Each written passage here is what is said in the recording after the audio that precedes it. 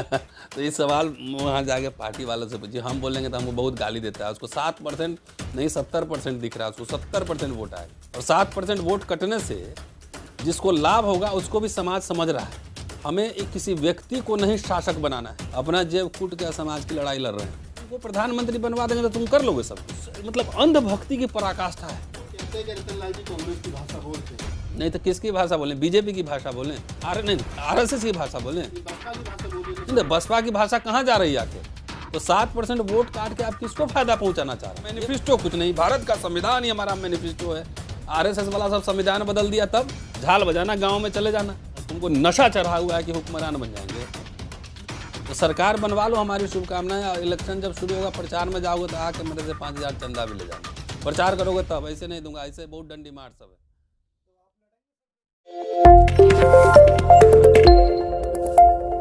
अच्छी बात है कि कोशिश करें तीसरा, लेकिन अभी जो सैटेलाइट व्यू लेंगे तो अभी आपको तीसरे मोर्चे की संभावना दिख नहीं रही है। हो सकता है कि इलेक्शन के बाद कोई फॉर्मुलेशन फिर बने, लोग तोड़ फोड़ हो। तो अभी फ़िलहाल जो है ना, भारत इंडिया और एनडीए में ये पूरा मुकाबला दिख रहा है। और लेंगे तो आप कैसे लेंगे, कैसे बनाएंगे? आंध्र प्रदेश, तमिलनाडु, केरला ऑलरेडी इंडिया का पार्ट है, तमिलनाडु पार्ट है, कर्नाटक में कांग्रेस है ही उधर। आप आइए आंध्रा में जगन मोहन रेड्डी हैं, उनका कोई ठीक नहीं, वो किधर जाएंगे, इधर जाएंगे। तेलंगाना में केसीआर हैं, उधर उड़ीसा में जो है बीजू जनता दल नवीन पटनायक हैं, और यही है ना। और इधर बीएसपी, अगर इन लोगों में भी गठबंधन हो तभी ना जाके तीसरा मोर्चा बनेगा। लेकिन बसपा जो है ना हर जगह चुनाव लड़ेगी। तेलंगाना में भी आरएस प्रवीण साहब काफ़ी एक्टिव हैं, तो वहाँ भी आप चुनाव लड़ेंगे जाके, तो ये कैसे तालमेल बैठेगा? हवा में थोड़ी तीसरा मोर्चा बनेगा। उसके लिए जैसे इलेक्शन के पहले तीसरा मोर्चा बन जाता है। लेकिन इस देश के जितने अपोजिशन पॉलिटिकल पार्टीज़ हैं, उनको लग रहा है ना कि 10 साल में जिस तरह से रौंदा गया है पूरा, जिस तरह से संवैधानिक संस्थाओं का दुरुपयोग किया गया है, राइट, जैसे संविधान के बहुत सारे प्रावधान को जैसे धत्ता बता दिया गया है, तो ओपोजिशन पार्टी को लग रहा है ना कि अब इनसे पहले संविधान और देश को खतरा है। तो सबसे पहले जो इनसे मुक्ति पाओ, कौन बनेगा प्रधानमंत्री, वहाँ कोई इशू ही नहीं है। कोई इशू है? कभी सुना है कि हम बनेंगे? कोई इशू नहीं है। पहले इसको हटाओ, प्रधानमंत्री कौन बनेगा नहीं बनेगा देखा जाएगा।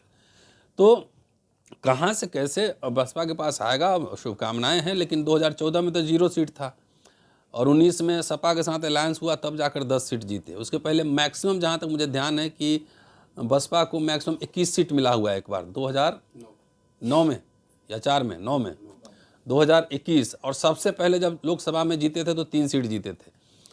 तो 9 में जो है 21 सीट मिला, अभी 10 है, वो भी सपा बसपा गठबंधन से।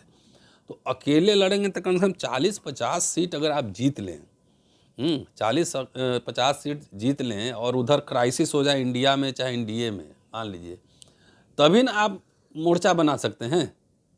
तो ऐसे हवा में थोड़ी बनेगा मोर्चा। तो इसलिए मुझे कम संभावना लग रही है। लेकिन जिनको लग रहा है बढ़िया तीसरा मोर्चा बनाने का, बहुत सारे दलित लोग का तो जात जात का पार्टी बना हुआ है। सब इलेक्शन में कैंडिडेट खड़ा करता है, फिर कुछ मिल गया तो फिर बैठ भी जाता है, कोई 100 वोट लेता है, कोई 200 वोट लेता है, और सबको हुक्मरान बनना है। तो इंडिया जो बना है, इंडिया जो दूसरा मोर्चा बना है, आपको नहीं लगता है कि वहाँ दलितों को और मुसलमानों को नज़रअंदाज किया जा रहा है? कोई भी दलितों और मुसलमानों का उसमें चेहरा नहीं है, तो इतनी बड़ी आबादी को नज़रअंदाज करके कैसे फिर चुनाव फाइट किया जा सकता है? दलितों का मतलब क्या? दलितों का कोई नेता नहीं है, बसपा नहीं है, तो फिर बसपा नहीं, बसपा पूरे देश में, दलितों की जिम्मेदारी पूरी बसपा की है। उत्तर प्रदेश में भी विधानसभा चुनाव हुआ, एक विधायक जीता है, वो भी ठाकुर जीता है। सर वोट तो 1 करोड़ से ज़्यादा एक कोई बात नहीं है। जब आप शुरू से ये कह रही हैं, सब पे अटैक ही कर रही हैं, सरकार में बीजेपी है, बीजेपी के खिलाफ कोई आंदोलन नहीं हुआ, और इंडिया पे भी अटैक कर रही है। इन्होंने लिखा है ना कि राष्ट्रपति को स्वयं संज्ञान, चीफ जस्टिस को स्वयं संज्ञान लेना चाहिए। तो दिख रहा है ना कि आप बीजेपी से कम और इंडिया से ज़्यादा लड़ रहे हैं। ठीक है, जब आप यही सब वो गाली ही दे रहे हैं, कहीं जाना ही नहीं है, कुछ करना ही नहीं है, उल्टा ही बोलना है, तो आप मुझे रोज़ गाली देते रहेंगे तो हम थोड़ी आपके पास जाएंगे? कोई नहीं जाएगा, नंबर 1। नंबर 2, जो इंडिया अलायंस बना है, किसी एक व्यक्ति एक दल ने कोशिश नहीं की होगी ना, सब लोग थोड़ा थोड़ा एफर्ट्स लिया होगा। भाई कम्युनिस्ट पार्टी कांग्रेस एक दूसरे के खिलाफ लड़ते रही, आरजेडी जैसे और सपा जैसे दलों का उदय जो है कांग्रेस के डिक्लाइन से शुरू हुआ, कांग्रेस से लड़ाई हुई उनकी, ठीक है, तृणमूल कांग्रेस से निकली है, तृणमूल और सीपीएम का लड़ाई आप जानते हैं वहाँ का, राइट। शरद पवार जो है वो कांग्रेस से ही निकले हैं। तो अब कांग्रेस के साथ इतने कॉन्फ्लिक्टिंग आइडियाज़ रहे हैं, है ना, विरोधाभास रहा है अपने में लड़ाई, लेकिन ये लोग समझ रहे हैं ना कि भाई एका अभी जरूरी है, नहीं तो देश का संविधान खतरे में। अगर बीएसपी को लग रहा है कि नहीं सब ठीक ठाक है, तो ये उनकी समझ हो सकती है ना, उनकी समझ, हमारी समझ नहीं है। मुझे तो पता है कि देश में सारे निजीकरण करके बर्बाद कर दिया, सब कुछ बेच दिया। निजीकरण की शुरुआत भी कांग्रेस ने की थी 92 में। नहीं, एक लाइन सिर्फ आप लोग को रटवाया गया है, ये सब आरएसएस का स्कूल का ट्रेनिंग है। एक लाइन छोड़ के बोल दो, आज छोड़ दो। उस समय की परिस्थितियाँ क्या थी, नंबर 1। नंबर 2, जब निजीकरण शुरू हुआ तो कितने उस समय बेचे गए, पीएसयू चाहे होटल चाहे कुछ भी, कितने बेचे गए? एक भी नहीं, एक भी नहीं, ठीक है। और बेचे कब गए? उस समय तो आईआईटीज भी खुले, सब कुछ खुले। तो जब निजीकरण हो रहा था उस समय तो मैं बीए का स्टूडेंट था, लेकिन बड़े बड़े नेता तो दलित लोग संसद में बैठे हुए थे, उनसे जाके पूछो ना कि आप क्या कर रहे थे उसके लिए। दूसरी बात, डिसइन्वेस्टमेंट मंत्रालय बना है अटल बिहारी वाजपेयी के काल में। हमारे लोगों को पता नहीं, कई जगह हमसे पूछते हैं कांग्रेस ने भी ये किया, तो कांग्रेस ने तो बहुत कुछ बना के भी दिया, तुम्हारा पेट भी निकलवा दिया, दलितों का मिडिल क्लास बना दिया। एक बैंक का राष्ट्रीयकरण, पीएसयू, यूनिवर्सिटी सब नहीं रहते तो जितने बैठ के अभी घूम रहे ना टाई कोट लगा के, वो सब उतर गए रहते। एक ऐसा मिडिल क्लास तैयार किया कि जो कि वामसेप और बसपा को कंट्रीब्यूट भी किया, पैसे भी दिए और उसके लिए कैडर भी तैयार किया। वो कहाँ से आया? इसमें बहस नहीं होगी, खाली गाली दो, इसमें बहस नहीं होगी। सब दुश्मन है, सब दुश्मन है। अरे कोई मित्र भी तो होगा। ये दुश्मन हर समय तलाशने की टेंडेंसी जो है, ये दलितों में सब शत्रु है, सब शत्रु है। तो जाओ अपने से हुक्मरान बन लो, और जितना जो आपका लूट पीट रहा है, हमले हो रहे हैं, अपने से जाके सब सरकार बना लो, सब प्रोटेक्ट कर लो। अटल बिहारी वाजपेयी ने डिसइन्वेस्टमेंट मंत्रालय बनाया और सॉरी को उसका मंत्री बनाया, जो कि वर्शिपिंग फॉल्स गॉड लिखने वाला आदमी है, और उसने तबीयत से बेचे, तबीयत से।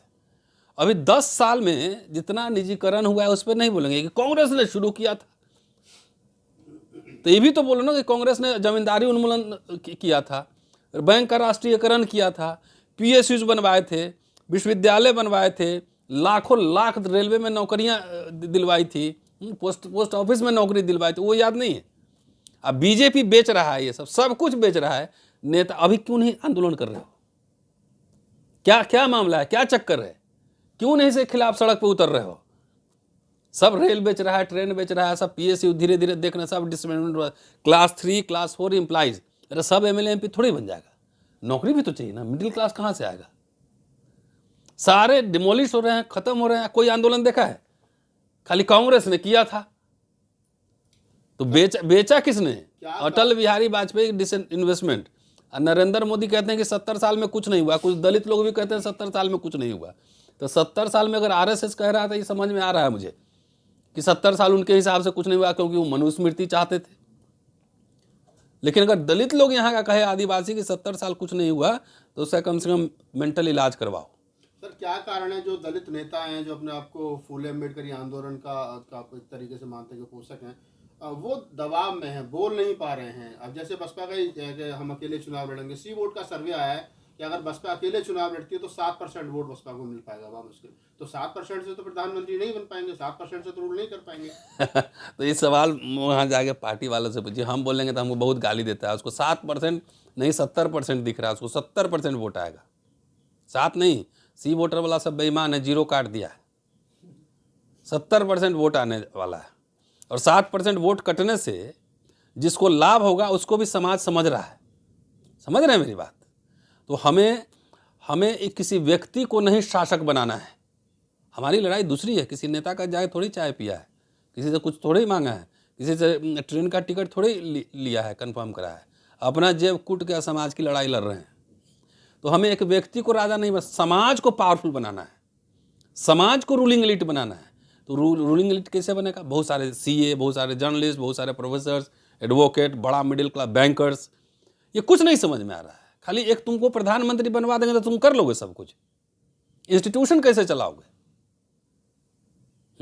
कुछ मतलब अंधभक्ति की पराकाष्ठा है।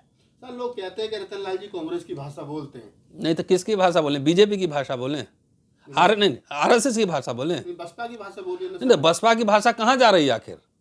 आप ही ने कहा ना कि 7% वोट मिलने वाला है, तो 7% वोट काट के आप किसको फायदा पहुंचाना चाह रहे हैं, ये बताइए। नहीं सर, आप लोग काम करेंगे तो बसपा अरे हम गुलाम किसी के थोड़े, कांग्रेस की आलोचना नहीं होती है।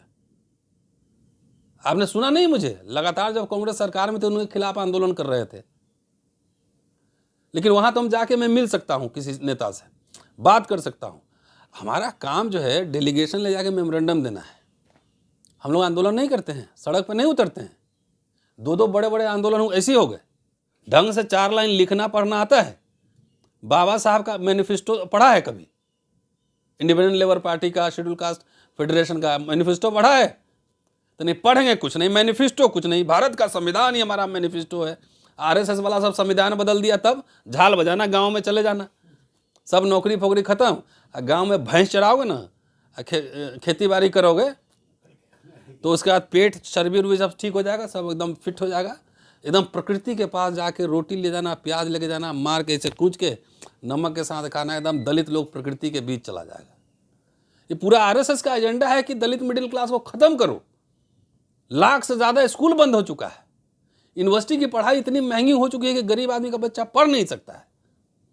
तुम यहाँ हमारे इधर भोजपुरी में एक कहावत है कि चिड़ै के जान जाए लड़का के खिलौना है।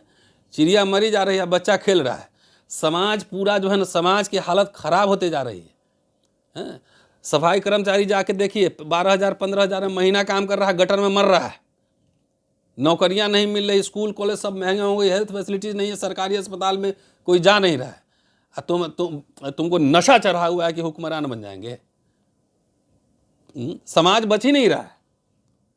बताओ ना, कहाँ कितने हिस्टोरियन पैदा किए हुक्मरान बनते बनते, कितने सोशल साइंटिस्ट पैदा किए? कुछ नहीं, खाली नशे में हैं। यहाँ लोग, हम तो लोग को देख रहे हैं ना, लोग की तड़प देख रहे हैं। एक नौकरी निकलती है क्लास 4 की, 500 एप्लीकेशन आ रहा है, और वही बीजेपी सरकार ने क्लास 3 या क्लास 4 को एकदम खत्म कर दिया है ठेके पे। इसको कभी नेता को बोलते सुने हो? इसके लिए कोई आंदोलन सुने हो? अरे सर, सरकार बन जाएगी बसपा की तो सब कुछ ठीक हो जाएगा ना। हाँ, अच्छी बात है, इंतजार कीजिए। इसका मतलब जब बनी होगी उस समय तो सब कुछ ठीक हो गया होगा। नहीं, प्रधानमंत्री बनने दो ना एक बार। नहीं, जब बनी होगी तो सब कुछ ठीक हो गया होगा ना। काफ़ी काम हुए, पार्क बने, सब कुछ बने, कांशीराम आवास योजना बनी, लेकिन उसी समय बहुत भयंकर आरोप भी लगे। ये भी बात है ना। तो सरकार बनवा लो, हमारी शुभकामनाएं। इलेक्शन जब शुरू होगा, प्रचार में जाओगे तो आके मेरे से 5,000 चंदा भी ले जाना। प्रचार करोगे तब, ऐसे नहीं दूंगा, ऐसे बहुत डंडी मार सब है।